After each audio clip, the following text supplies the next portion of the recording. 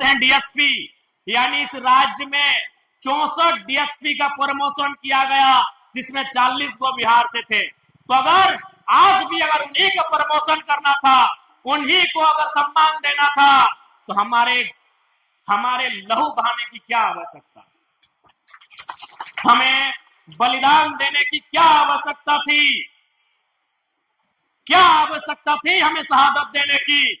अगर आप बिहार, उत्तर प्रदेश और बंगाल के लोगों का ही झारखंड में प्रमोशन करेंगे, तो क्या आवश्यकता थी झारखंड बनाने की?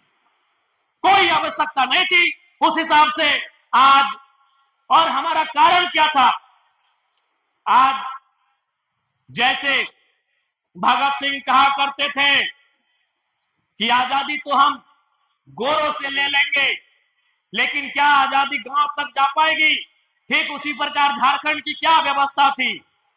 आज सबसे ज्यादा झारखंड के लोगों का दोहन कहीं हुआ है तो आपको भी मालूम है, वो थाना होता है, वो ब्लॉक होता है, वो अंचल होता है, वो कोई कंपनी होता है, वहां सब लोग बाहर के होते थे।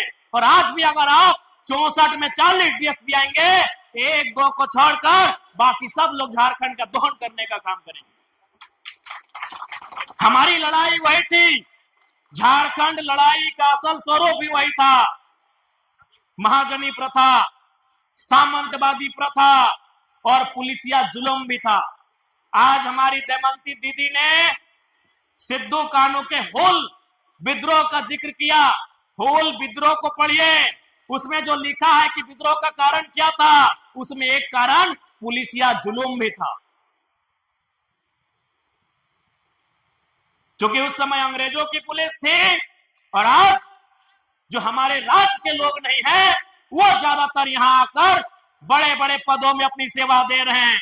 इसलिए आज भी उनकी सोच नहीं बदली है। वो खाते हैं हमारा, कमाते हैं हमारे राज्य में, लेकिन जब उन्हें सेवा करना पड़ता है, जब उन्हें लोगों का भला करना पड़ता है, वो कभी इस बारे में सकारात्मक नहीं सोचते हैं। ये किसी से नहीं छुपा। आज क्या व्यवस्था है इस राज्य की, आपसे छुपा नहीं है। आज सरकार के संरक्षण में खुला कोयला लूट रहा है, खुला बालू लूट रहा है। आज अब कल का ही अखबार पढ़िए, उसमें स्पष्ट लिखा है, नामकुम थाना है ना, नाम बोल रहे कौन थाना है? नहीं, यहाँ नहीं, एक नामकुम थाना रांची में एक अवैध बालू लदा हुआ ड्राइवर सीधा दरोगा को ही चढ़ा दिया। ये कल की घटना है। ये स्थिति है हमारे राज्य की, ये परिस्थिति है हमारे राज्य की।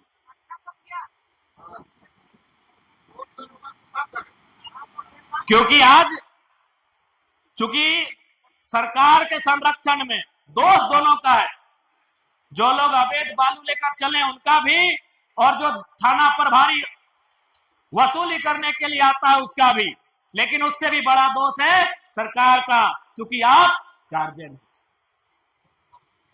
अगर सरकार चाहे तो इस राज्य का एक पत्ता भी उनके बगैर हिल नहीं सकता है। ये सरकार की ताकत है। लेकिन आज चूंकि सरकार के पास विजन नहीं होने के कारण, सरकार के पास दूरगामी सोच नहीं होने के कारण आज ये परिणाम हम देख रहे हैं। इसलिए आज आप सभी से आग्रह होगी कि राजनीतिक चेतना को, अपने वोट के अधिकार को मजबूती से जानने की आवश्यकता है। आज ये वोट का अधिकार ही है जो हमारे जीवन की रेखा को, जो हमारे आज जो परिस्थितियां हैं उन्हें दूर कर सकती हैं। इसलिए आज आप सभी से, हालांकि अब समय बहुत है, लेकिन आज झारखंड को एक बदलाव के रूप में सामने आकर तैयार होना होगा। आज कोल्हान की क्रांतिकारी धरती में उपस्थित सभी से आग्रह होगा कि आज हमें पुनः एक बार अपने पूर्वजों के आदर्शों को, उनके पदचिन्हों को अध्ययन करने की आवश्यकता है। आज किन परिस्थितियों में उन्होंने झारखंड अलग राज्य की लड़ाई को बुलंद किया था, आज हमें उसे दोहराने की आवश्यकता है। आज अपने हक अधिकार के लिए लड़ने की आवश्यकता है। आज परिस्थितियां किसी से नहीं छुपी हैं। इस राज्य को बनाने के लिए हमने ना केवल अपना लहू दिया, हमने ना केवल अपना बलिदान दिया, हमने टाटा, टेल्को, टिस्को, यूरेनियम, न जाने कितनी जमीनों को भी देने का काम किया है। आज हमारे पास क्या है, आज हमारी आर्थिक स्थिति क्या है, आज हमारी सामाजिक स्थिति क्या है, ये किसी से नहीं छुपा है। आज किसी भी विभाग में आप चले जाए, एक छोटा से लेकर बड़ा कहीं भी आप चले जाए, आज भी इस राज्य को चलाने वाले जो लोग हैं वो हमारे नहीं हुए, जिस कारण आज ये परिस्थितियां हैं। और सरकार का ये वादा था कि हम अबुआ दिसम अबुआ राज कायम करेंगे, लेकिन आज अपने वादे से भटक चुकी है। जब ये सरकार में नहीं थी और पूर्व की सरकार ने जो गलतियां की थी, चाहे वह स्थानीय नीति की बात हो, चाहे वह लैंड बैंक की बात हो, चाहे वह सीएनटी, एसपीटी और विल्किंसन कानूनों की बात हो, वर्तमान की सरकार ने कहा था कि उन कानूनों को हम जो झारखंड के हित में होंगे उन्हें सख्ती से लागू कराएंगे और जो झारखंड के अहित में होंगे उन कानूनों को रद्द करेंगे। तो आज कोल्हान की पावन धरती से मैं राज्य की सरकार को यह कहना चाहूंगा कि जो आगामी विधानसभा का सत्र चले, आप एक अध्यादेश लेकर आइए और सबसे पहले लैंड बैंक के कानून को समाप्त कीजिए। लैंड बैंक किसी कॉरपोरेट का नहीं, लैंड बैंक किसी सरकार का नहीं, लैंड बैंक यहाँ के लोगों की जमीन। आज जिस जमीन पर हम रसीद नहीं कटाने में सक्षम हो पाए, जिसे हम लोग सामान्य शब्दों में, सरल शब्दों में गैर मजरूआ कहते हैं, जिसे हम लोग सरना मसना की जमीन कहते हैं, जिसे हम लोग जाहिर थान बूढ़ा थान की जमीन कहते हैं, ऐसी जमीनों को सरकार ने लैंड बैंक बनाकर एक विशेष कानून बना दिया गया है, ताकि भविष्य में किसी उद्योगपति को, किसी अरबपति को वह जमीन कंपनी बनाने के लिए दे सके, जैसे कभी टाटा को दिया गया। तो सरकार को चाहिए, आदिवासी का मतलब क्या होता है? आदिवासी का मतलब जमीन जंगल होता है। आप हमारी जमीनों को लूटने लगे हैं, इसलिए वर्तमान की सरकार को चाहिए कि आगामी विधानसभा का सत्र जो चलेगा उसमें अध्यादेश लाए और लैंड बैंक के कानून को निरस्त करें और उन जमीनों को जो रैयत आज कई वर्षों से, कई दशकों से जो तोड़ कर रहे हैं, उनके पक्ष में रसीद काटी जाए, ये नियम लेकर आपको आना चाहिए, तभी झारखंड और झारखंड की अस्मिता बचेगी। नहीं तो आज आप जाके देख लीजिए, धनबाद, बोकारो, लगभग 25% धनबाद, बोकारो आज खंडहर बन चुका है, क्योंकि कंपनियों पर आपका नियंत्रण नहीं है। इन कंपनियों से हमने ईस्ट इंडिया कंपनी के नाम पर हम लड़े थे, लेकिन आज हमारी सरकार उसी के आगे नतमस्तक हो जा रही है। आज कई डैम का मामला है, यहीं इचाखर कई डैम का मामला है। आज उस डैम के विरोध में लाखों लोग खड़े हैं, लेकिन सरकार उनके विरोध को दरकिनार करते हुए अपने फायदे के लिए, अपने पूंजी के लिए उस डैम को, काम को आगे बढ़ाने का काम कर रही है। कई ऐसी योजनाएं हैं जो यहाँ के लोग नहीं चाहते हैं, लेकिन सरकार केवल अपने पूंजीपति साथियों को खुश करने के लिए लगातार उनको समर्थन देने का काम कर रही है। इसलिए आज इस राज्य की जनता को सोचने की आवश्यकता है कि 20 सालों बाद हमारा राज्य कहां होगा। आज जो जमीनें टाटा जमशेदपुर में, जो जमीनें टेल्को टिस्को में गई हैं, जो जमीनें आपकी उषा मार्टिन में गई हैं, जो जमीनें यूरेनियम के खान में गई हैं, आज 25 साल बाद सोचिए कि ऐसा अगर दौर चलता रहा तो झारखंडियों के पास कितना गांव बचेगा, कितने खेत बचेंगे, कितने खलिहान बचेंगे और कितने सशक्त झारखंड के लोग बचेंगे, ये सोचने की आवश्यकता।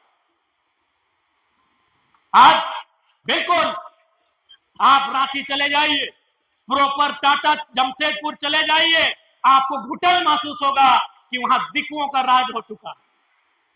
वहां कोई मूलवासी आदिवासी नहीं है, होगा भी तो 5% होगा, 10% होगा, और आने वाले 25 सालों में वही हाल हर एक जिला का होगा। क्योंकि सबसे बड़ी अगर संपत्ति कुछ है तो जमीन का टुकड़ा है, जिसे बचाने में वर्तमान की सरकार पूरी तरह सफल है, पूरी तरह सफल है। सबसे बड़ी संपत्ति एक इंसान की है, वो जमीन का टुकड़ा है, जिसे बचाने में हमारी सरकार पूरी तरह सफल है। आज रोजगार की बात करें, नौकरियों की बात करें, उसमें भी सरकारें पूरी तरह विफल हैं। ऐसा नहीं है कि हमारे राज्य में नियुक्तियों की कमी है, आज आउटसोर्सिंग के माध्यम से या टेंडर के माध्यम से इस राज्य में हजारों लाखों नियुक्तियां की जाती हैं, लेकिन वहां झारखंड के लोगों को दरकिनार किया जाता है। इसलिए आज झारखंड के लोगों को अपने अधिकारों के प्रति जागरूक होने की आवश्यकता है। और मैं सिंहभूम जिला के तमाम जेल कैंप पार्टी के सिपाहियों से कहना चाहूंगा कि चुनाव होने में 2029 अभी काफी समय है। अभी हमें जनता के मुद्दों के साथ खड़े रहना है। जनता के जो मुद्दे हैं, जनता की जो समस्याएं हैं, उनके लिए हमें संघर्ष करने की आवश्यकता है। और आप माता बहन, आप लोग भी जान लें, आज ये सरकार जान चुकी है कि यहाँ के लोगों की मानसिकता क्या है। इसीलिए आज 2500 रुपए को वो पूरी दुनिया में जाके महिमा मंडन कर रहे हैं। जैसे हमें 2500 नहीं 2.5 लाख रुपए दे दिया। पूरे जहां जहां जा रहे हैं, चूंकि वो जान चुके हैं कि झारखंड के लोग इतने गरीब हैं कि उन्हें 2500 तो बहुत, अगला बार अगर 1000 और 1500 रुपए भी देने की बात कहें तो ये हमें वोट कर देंगे। तो ये बनाया किसने? इस राजनीति में ये हालात किसने बनाया? इन सत्ता में बैठे सत्ताधीशों ने ये हालात को बनाया कि आज हम इतने लाचार, इतने बेबस हो गए हैं कि मैया सम्मान योजना जैसी छोटी सी योजना को आज हम लोग बहुत बड़ी उपलब्धि मान बैठे। जबकि इसी राज्य में जो विदेश प्रदेश की कंपनियां हैदराबाद, गुजरात, महाराष्ट्र, राजस्थान, बिहार, कलकत्ता की कंपनियां आती हैं, करोड़ों रुपए का टेंडर लेती हैं और हमारे राज्य को उजाड़ कर करोड़ों का मुनाफा कमाकर फिर वापस चली जाती हैं। वहां हमारी सरकार का ध्यान नहीं है। इसी सरकार ने कहा था, अभी पहले टर्म में, ये तो दूसरा टर्म है, पहले ही टर्म में कहा था कि यदि हमारी सरकार बनी तो 30 करोड़ का टेंडर, 30 करोड़ का ठेका एसटी, एससी, ओबीसी आरक्षण के साथ देंगे। बताइए दिया क्या?